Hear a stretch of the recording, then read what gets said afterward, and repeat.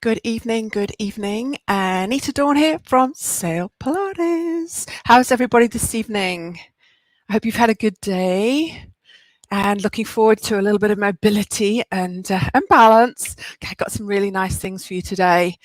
And we've just got another minute here before just in case people are hopping on at the last minute. Yes, so we're doing hip mobility today, a little bit of a warm up and a little bit of mobility. Really important. A little bit of a pulse raiser before we do the mobility. And this is probably one of the most important areas of mobility in the hip joint. So just waiting there. So I think I've got everything switched on. Just if you're there, maybe give me a thumbs up that the volume's okay. Yes, so we'll start off, we're just about there. Yeah, I hope have some water before we start. Really important to keep hydrated. We often get stiff because the fascia is dehydrated.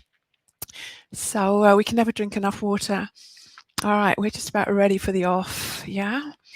So as always, good evening, Anita Dawn here from Sail Pilates, and this evening we're doing mobility. We're doing hip mobility. We'll have a little pulse raiser for a minute to start with, and then we'll do balance towards the end. Yeah, just combining those two. All right, so it'd be great if you had a block. If you don't have a block, don't worry, you can do it without the block. But a 2-inch block, it doesn't matter how high it is for this particular exercise.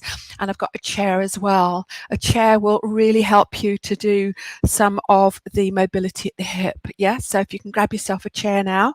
Otherwise, we're just using gravity and and it's about mobility rather than strength. Okay, guys, so this is so important. We do way too much sitting and we get very stiff at the hip joints. So I'm going to pop the music on. Let's just check that. And we'll do a 1-minute pulse raiser.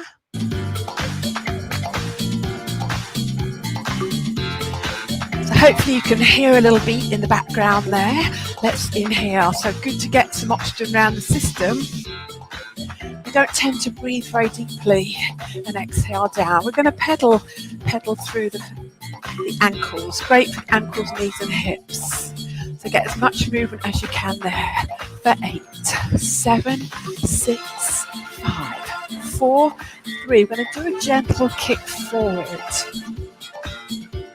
Nice and easy. So it's not just a pulse raiser, we're also starting to move at the hip joint. I'm going to take that leg to the side, yeah, just gently to the side. So we can let the hips move slightly, nothing too rigid to start with. Then we're going to take the leg behind, yeah. Tummy in a little bit, make sure you don't do it in the lower back. Slightly forward. Just opening up at the hip joint. Last 4. Good, and pedal. All right, yeah, so moving onto mobility.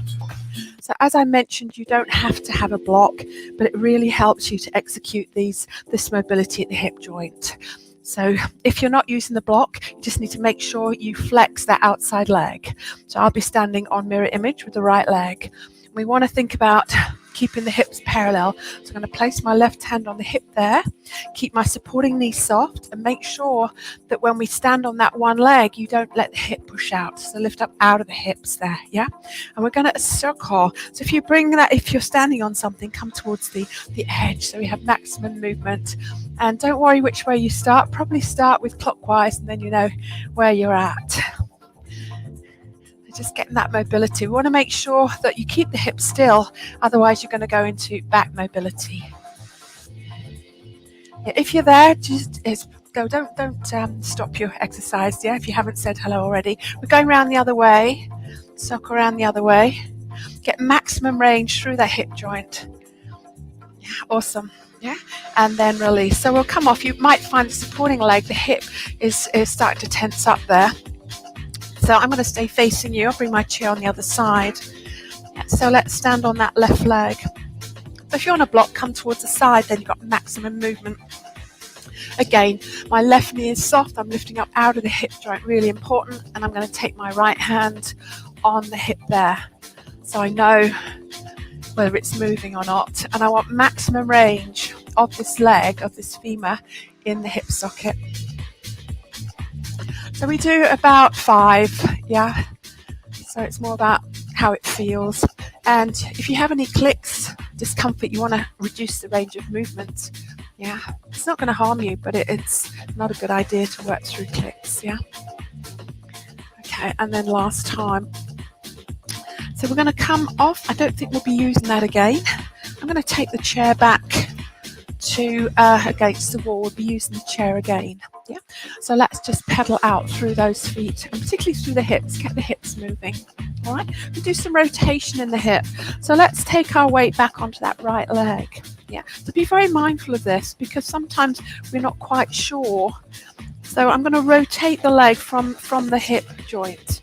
Yeah. So not really. I could just do the foot side to side, but I don't want that. I want you to think about really rotating in the hip joint. Internal rotation as much as you can, and external rotation. Yeah, so just be mindful of that. Keep most of your weight on your right leg, because just in case the hip, doesn't like it, we don't often work through the full range of the hip joint. Yeah, and then let's do a little bit of pedal in the middle. Yes, always supporting leg works quite a lot. Take your weight onto your left leg and try to have that right leg more or less underneath the hip joint there. Just think about rotating. If you think about rotating the knee, yeah, external rotation and internal rotation. There's a lot of different positions we can adopt to stretch the hips. A lot of them on the floor, but we'll do those another day. I thought we can get through more if we stay standing rather than up and down from the floor. Okay, awesome, guys. So we do get very tight in the hip flexors. Yeah, a lot of people are stretching through the back here, but we don't tend to be particularly tight there. It's the hip flexors that cause a lot of problems. So what I'm going to do is I'm going to take my left leg on the chair. We often do this kneeling on the floor, but I think this is something that everyone can do. Make sure that knee on the chair is okay, because you've got quite an acute angle there. And so we're actually doing two things. We are stretching flexion at the hip there, which is, we don't tend to, it's not so important. Most important thing is that hip flexor. So if you feel it tight in the calf, just lift that right heel off, yeah? And just tuck your bottom under and just push gently forward with that hip, so you're not arching into the lower back. I wouldn't turn the microphone off, yeah.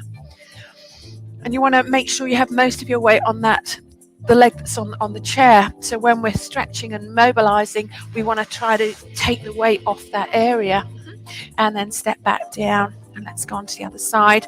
So let's focus just very briefly on so the heel is probably up there, and just on that flexion at the hip joint. It's all good to stretch there. So think about your neutral spine, that you're not arching into your lower back. And then I already feel that. I haven't done anything. I already feel that in that left hip flexor. Do you? Yeah, so it's a really beautiful position. And you've also got things, if you've got a chair with a back, you can hold on to that as well. Awesome. And then gently coming off there, whoops, and circle it out, just pedal out, always good for pedaling. And we're going to go on to the balance work. We've been doing tandem stance. Today, what I want you to do is to walk instead of just staying there in tandem stance. So I want you to feel that your right heel is touching your toe. I don't want you to be looking down all the time. You can just feel it, and the left heel touches the toe. And see if you can just visualize that the feet are facing straight forward. Yeah, so let's go back and start back here. So that is, yeah, I know it's challenging, but not challenging enough. So was it yesterday that we did the looking at the finger? So we're going to do that while we're walking. Yeah, so bring your left hand in front, and you're going to gently take, this is, oh, I've forgotten how hard this was. And you're looking at the finger, and I think just keeping it in front is hard enough. But then move it a little bit side to side. Oh, don't look at me. All right, and then we'll do the other finger, yeah? So we just got finger in front. So start with the hand still, And then see, use your core muscles to help you balance. Yeah, so do have that heel. Oh, way too stressful. And then just pedal out there. Yeah, let's loosen out through the shoulders. Always important to move the spine. I know that's not the focus, but the whole body's connected. We can't really isolate one area from the other area. So just move it around there. Loosen out the shoulders. Hope everything's feeling good there. Yeah, so inhale up and exhale down. And last time, lots of positive thoughts. And exhale out the negative thoughts. Yeah, okay, so thank you very much for joining me this evening. I hope that felt really good, opening up at the hip joint. If you haven't done that at all or recently, then you might feel a little bit kind of achy tomorrow. Any of these exercises, if you haven't done them, then it's quite normal that the following day or even 2 days later, you get what we call delayed onset stiffness, soreness. Yeah. All right. So tomorrow, day 5, we have the cardio at 8:30 in the morning, and we have the strength. We are doing chest and triceps tomorrow. So ideally, we want the FlexiBand, some sort of rubber resistance, but you can do it without. We'll use the door instead, yeah, standing, and then triceps, the dumbbells for triceps I prefer. We can do them with this, but I prefer the dumbbells, yeah. Okay, guys, so thank you for joining me, and do put your comments in the comment box. And if you're watching it on Catch Up, put hashtag Catch Up, so I know that you guys are out there, that I'm not totally on my own.